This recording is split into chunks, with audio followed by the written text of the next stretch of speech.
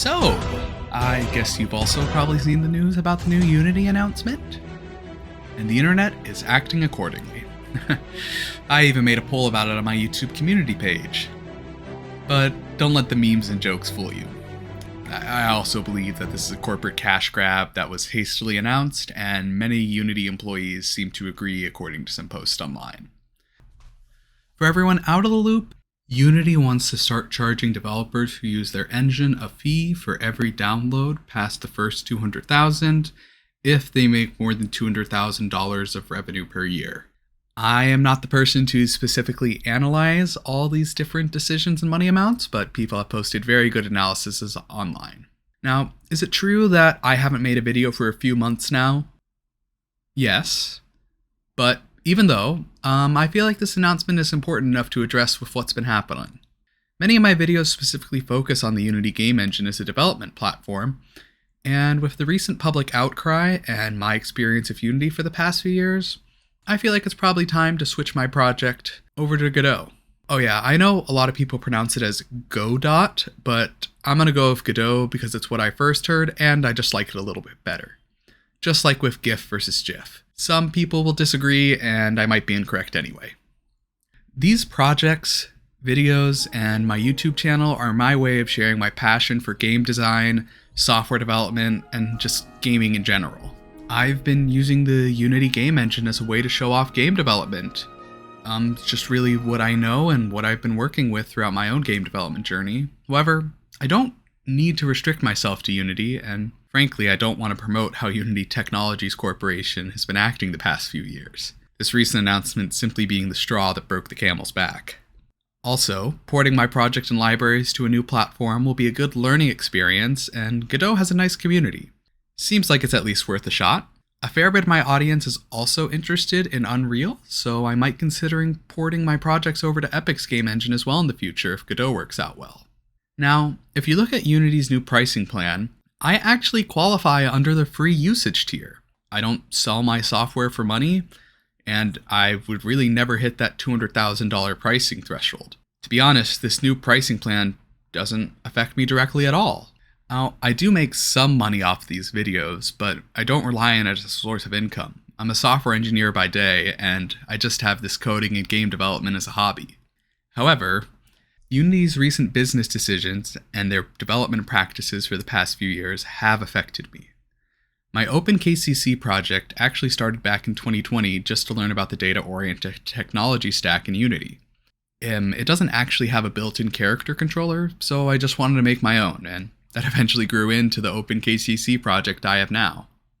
Unity has developed a bit of a reputation for making big promises about new features and then under-delivering them and replacing older systems with new ones with no way to upgrade between them.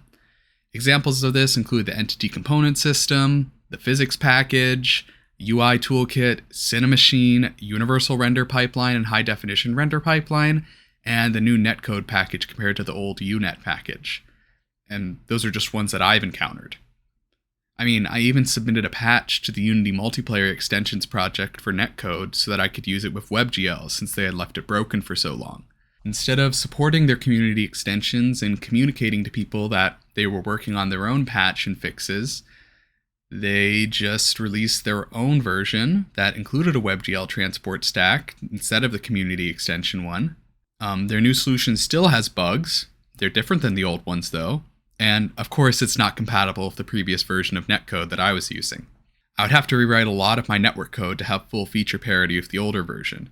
And debugging that one error took weeks, and seeing that they had just replaced it with a new update without communicating with the community really took away a lot of my motivation to continue working on the project for the past few months. I know this all might sound a little bit dramatic. I mean, every software has updates and changes, and at some level, this is kind of a big reaction to just a change in the pricing announcement, although I like writing open source software and sharing it with others. The whole Godot game engine is open source and community driven. I like using GIMP, Blender, and Inkscape, and I even use the MIT license for my software, which is the same license that Godot uses. I even had some suggestions to port the project to Godot from comments and videos in the past few months, even before this announcement. So, seems like as good a time of any to start learning the new game engine. Also, I know that a lot of people will still use Unity, especially for learning purposes, or if they have a project already in development. I'm not going to remove my OpenKCC library for Unity. It's free and open source, I'm not really making any money off it, and I still think it's a good educational tool. I might even update it to keep feature parity if I add anything new to the Godot version, but I probably won't be making any new videos focused on Unity. There will be a bit of delay in my next video about the OpenKCC project. I was working on a video about elevators and moving platforms, but that will probably have to wait a bit. Learning Godot will be a big task, so that will probably be taking up my focus for the next couple months. The next video might have some delay, but it's not really like I followed much of a schedule anyway. As I mentioned earlier, it's going to be a big learning curve switching from Unity to Godot.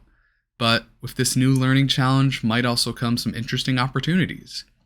Maybe you would be interested in learning what it's like to port a project from Unity to Godot. I'll cover topics including physics, input management, animation, and probably a lot more.